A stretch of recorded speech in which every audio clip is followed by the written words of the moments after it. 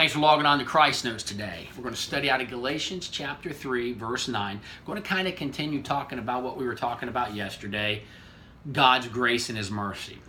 So in verse 9 it says, "So then those who are the people of faith are blessed and made happy and favored by God as partners in fellowship with the believing and trusting Abraham." Now remember, Abraham, he was told, "You're going to be the father of many nations." He laughed. Sarah, his wife, was 90 years old.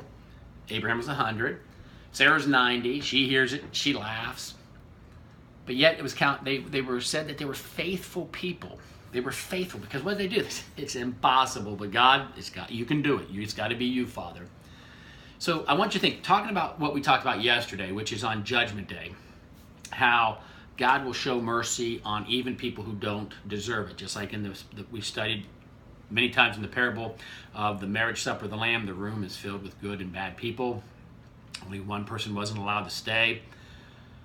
Most of the people get to stay in spite of themselves. Excuse me. So it says people of faith. People of faith. What happens on that last day when the people are raised up from hell, when they're raised up from Hades, when they're raised up from the sea gives up her dead, and everybody's standing before and they're being judged? People see our Father. They will have faith. They will have faith. They will come out of an experience where they were in Hades and they were being tormented and they were suffering, and it was suffering for their good because stress and hardships make us better people. It's our spirits that it does that too, not our flesh. And they're going to come up and they're going to see Jesus standing there. They're going to see us. And remember in Revelation 3 it says, "I will cause those of the synagogue of Satan to come and learn that I loved you." They're going to learn. They're going to be taught that they too can be loved. They're going to have faith. And so I think that's why God reunites people with their bodies, and the sea gives up the dead, and they're standing there and they're given a chance. I really believe that. I honestly believe that. I know there's tons of people that don't. But our God has really given me peace. Our Father has really given me peace with this because He's really shown me the success of Jesus on the cross. He's really shown me that He shows us mercy and grace in spite of ourselves. And we can never outdo grace. We can never say, okay, grace only goes up to here and we went above, it's active compassion for our lives. I honestly believe that. And I think Jesus is that successful. So I think we really will see on Judgment Day far more people than we've ever thought or believed could be saved are going to get to be there. Now, I don't believe they're going to be the bride of Christ. I don't believe that they're going to rule and reign with Jesus for 1,000 years or for eternity. But I believe they get to be there. I believe we get to serve them. I believe that we get to be there and help them. I believe that they get to spend eternity with us. I honestly do. I don't think Jesus would have been that successful on the cross if far more people have to go to hell than get to stay in eternity.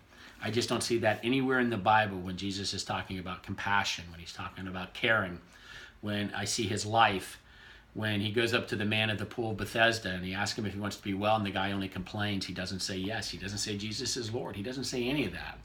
But Jesus, moved with compassion, heals him. I think the same thing happens with, Jairus. He's a Pharisee. He's involved in the very organization that is going to come and crucify Jesus. But yet Jesus shows compassion and raises his daughter from the dead. I think Jesus is far more successful, far more merciful, far more graceful than what we give Him credit for. I think we want to put too much of the burden on us, and really, our burden's so light, our burden's so easy. And faith, come on, it doesn't even take that much faith. Faith the size of a grain of mustard seed. So I think we are putting far too many burdens on people. And I think that's why you're seeing in the last days our Father taking people so much out of the organized religion, and He's taking them just into gathering together in homes and gathering together in marketplaces and in restaurants and in coffee houses. And that's where you're seeing church really begin to abound and people really begin to flourish. Because these big organized religions, they want to keep you, and I think it's done out of love, they want to keep you under a little bit of pressure, a little bit of bondage. That way you'll live right, you'll think you have to live right. But that's rules and laws. And listen to what it says here in verse 10. "And all who depend on the law, who are seeking to be justified by obedience to the law of rituals are under a curse and doomed to disappointment and to destruction. For it is written in the scriptures, cursed, in accursed, devoted to destruction, and doomed to eternal punishment be everyone who does not continue to abide and live and remain by all the precepts and commands written in the book of the law and practice them. And man just doesn't have it in us to follow all the rules and laws.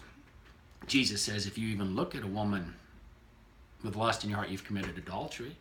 Goes for you women too. If you look at a man, same way. How many of us have done that? All of us. So there's no way. We're doomed. So it's not by works. It's not by keeping works. It's by grace. It's by mercy. It's all undeserved. None of us can earn it. I may, so what? I may know a little bit more than you, and you may know a little bit more than me. None of that stuff matters. What matters is Jesus' mercy being applied to all of us, and he does it. He absolutely will do it.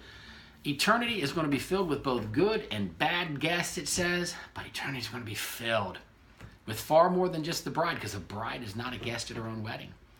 Jesus is that successful. I honestly believe that. So I hope these things encourage you. I hope you get it. I hope I get it. Because there's times I doubt it. I hope we all get it. I hope the Holy Spirit empowers us so that we all get it. Thanks for logging on. Be blessed today. And as always, God is greater in us than anything, including ourselves, that's in this world.